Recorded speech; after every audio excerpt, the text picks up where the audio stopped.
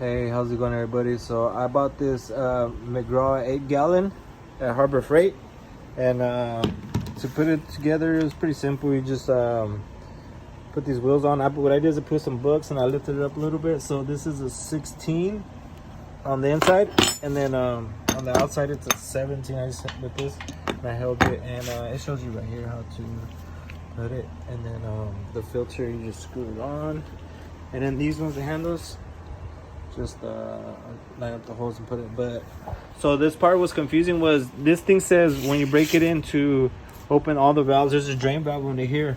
So, and then it says add a male coupler at the.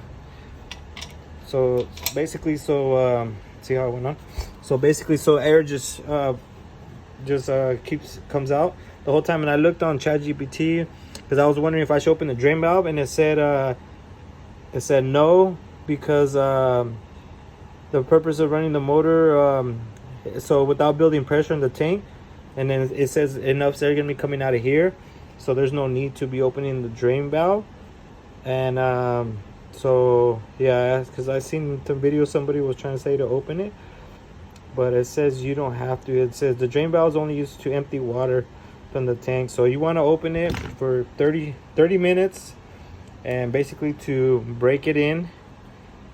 And yeah, that's pretty much it. It tells you it's pretty much it for this thing. So we're just gonna go ahead and plug it in and let all the air come out from here, and that's pretty much it. So you want to make sure that you open this right here, because if not, I had it closed, it'll start building air in the tank. You don't want that. You want it to come out.